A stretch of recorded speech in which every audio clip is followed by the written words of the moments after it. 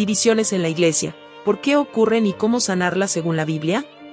La Iglesia siempre ha sido llamada a ser un cuerpo unido, un pueblo que refleja en su vida la unidad de Cristo y la obra transformadora del Espíritu Santo. Sin embargo, a lo largo de la historia, tanto en los primeros tiempos como en la actualidad, la realidad de las divisiones ha estado presente. Y es aquí donde encontramos una de las advertencias más fuertes del apóstol Pablo a la Iglesia en Corinto. Os ruego, pues, hermanos, por el nombre de nuestro Señor Jesucristo, que habléis todos una misma cosa, y que no haya entre vosotros divisiones, sino que estéis perfectamente unidos en una misma mente y en un mismo parecer. 1 Corintios 1:10. Esta súplica no es un simple consejo, es un clamor pastoral que nace de la preocupación por una comunidad que, en lugar de caminar unida en Cristo, estaba fragmentándose en bandos, en partidos, en grupos que competían entre sí. Cuando miramos el contexto de la iglesia en Corinto, entendemos mejor por qué Pablo fue tan enfático. Era una comunidad vibrante, llena de dones espirituales, pero también inmadura, orgullosa y marcada por la cultura de su entorno. Corinto era una ciudad famosa por su comercio, por su diversidad cultural y también por sus excesos.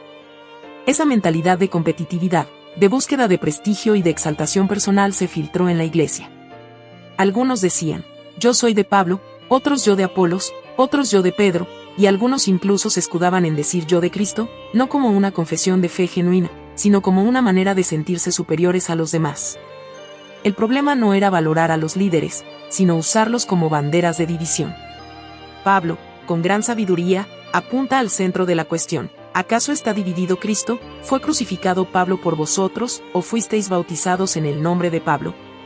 1 Corintios 1:13. La respuesta es obvia, no. Cristo no está dividido, y ninguno de los líderes había dado su vida por ellos. Solo Cristo fue crucificado, solo Cristo es el fundamento de la fe. Aquí encontramos la raíz de todo. Cuando la iglesia pierde de vista que Cristo es el centro, inevitablemente caen las divisiones. Cuando se pone el énfasis en lo humano, en preferencias, en estilos o en tradiciones, el cuerpo se fragmenta. Y si somos honestos, esto no es solo un problema de Corinto. Hoy también vivimos en un tiempo donde las divisiones han marcado a la iglesia. Basta mirar alrededor, congregaciones que se separan por diferencias en estilos musicales, denominaciones que surgen por desacuerdos en asuntos secundarios, creyentes que se distancian por conflictos personales, comunidades que gastan más energía en discutir entre sí que en predicar el Evangelio. Es triste, pero es real. La pregunta es, ¿cómo podemos aprender de la advertencia de Pablo para no repetir los mismos errores? El primer paso es reconocer las causas de las divisiones. Muchas veces, la raíz está en el orgullo.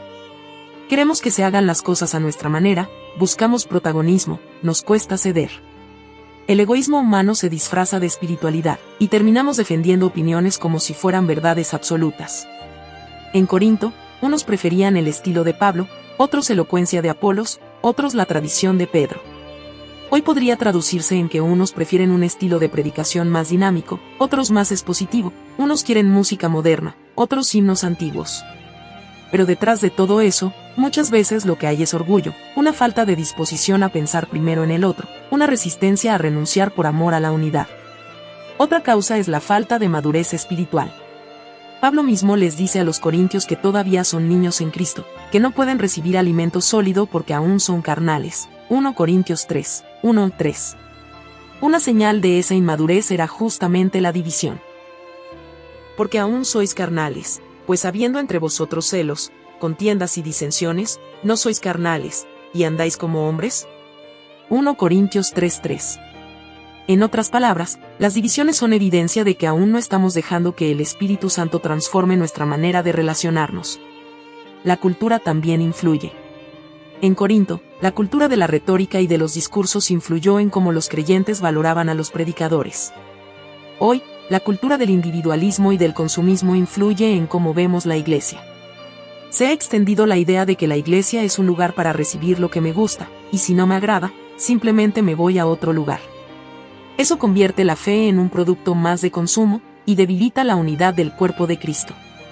Si esas son las causas, es importante también considerar las consecuencias de las divisiones. Y estas son graves. Primero, se pierde el testimonio. Jesús mismo dijo en Juan 13:35. En esto conocerán todos que sois mis discípulos, si tuviereis amor los unos con los otros. Cuando el mundo ve una iglesia dividida, peleando por cosas secundarias, el mensaje del Evangelio pierde credibilidad. En lugar de ver reflejado el amor de Cristo, ven lo mismo que hay en el mundo: competencia, egoísmo y orgullo. Segundo, las divisiones debilitan internamente. La energía que debería usarse para predicar, para discipular, para ayudar al necesitado, se gasta en conflictos, en discusiones, en heridas. Muchas iglesias han gastado años enteros discutiendo sobre temas internos, mientras su comunidad alrededor sigue sin escuchar el Evangelio. Es como un ejército que, en lugar de luchar contra el enemigo, se pelea entre sí. Tercero, las divisiones hieren a las personas.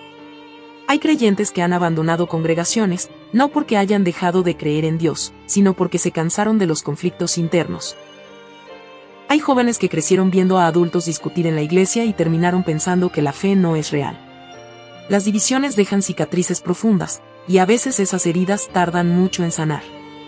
Cuarto, las divisiones dispersan recursos. En lugar de unir fuerzas para un propósito común, cada grupo busca lo suyo, y se desperdicia tiempo, dinero y esfuerzo. El resultado es una iglesia fragmentada, debilitada, incapaz de impactar al mundo con la fuerza que podría tener si estuviera unida.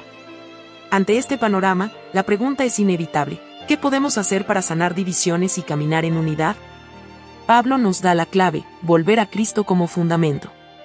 Nadie puede poner otro fundamento que el que está puesto, el cual es Jesucristo. 1 Corintios 3:11. La unidad de la iglesia no depende de un líder humano, ni de un estilo, ni de una tradición, depende de Cristo.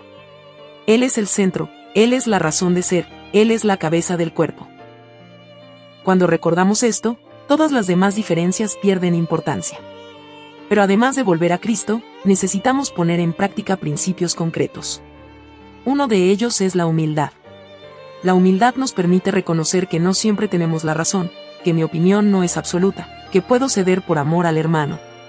Como dice Filipenses 2:3, nada hagáis por contienda o por vanagloria, antes bien con humildad, estimando cada uno a los demás como superiores a sí mismo. Otro principio es priorizar lo esencial.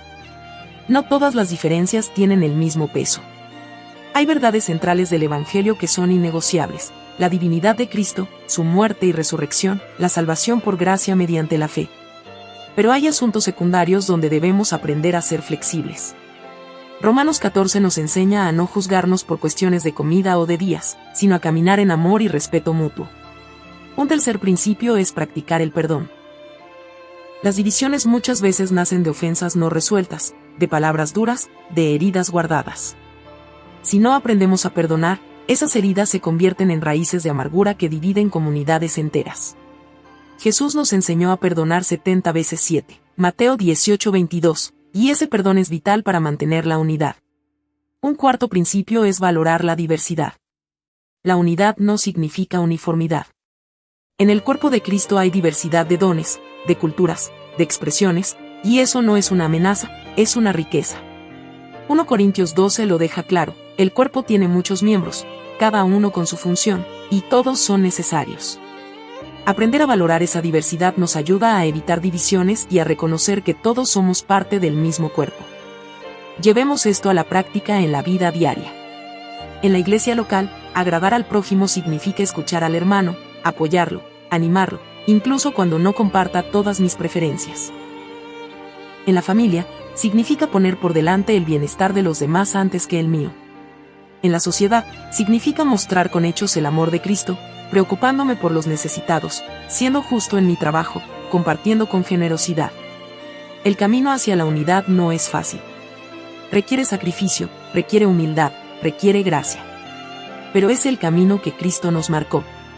Él mismo, en su oración al Padre en Juan 17, pidió que sus discípulos fueran uno, para que el mundo crea. La unidad de la Iglesia es una de las mayores evidencias del Evangelio. Hoy, más que nunca, necesitamos iglesias unidas. El mundo está dividido, polarizado, fragmentado. La sociedad se rompe en pedazos por ideologías, por intereses, por egoísmo. En medio de ese panorama, la Iglesia tiene la oportunidad de mostrar algo diferente: un pueblo que, a pesar de sus diferencias, camina en amor, en perdón, en servicio mutuo. Así que la invitación es clara. No permitamos que las divisiones destruyan lo que Cristo ha edificado. No pongamos el énfasis en lo humano, sino en Cristo. No nos dejemos arrastrar por el orgullo, sino vivamos en humildad. No gastemos energía en peleas internas, sino invirtámosla en predicar el Evangelio. Recordemos siempre la pregunta de Pablo, ¿acaso está dividido Cristo? La respuesta es no, y si Cristo no está dividido, su iglesia tampoco debería estarlo. Que cada uno de nosotros se comprometa hoy a ser un agente de unidad, a buscar la paz, a edificar en lugar de dividir. Que el amor de Cristo sea el vínculo que nos mantenga juntos, y que el mundo vea en nosotros un reflejo del Evangelio. Porque al final, no se trata de ser de Pablo, ni de Apolos, ni de Pedro, ni de cualquier otro nombre. Se trata de ser de Cristo. Él es nuestra unidad, Él es nuestra esperanza, Él es nuestra paz.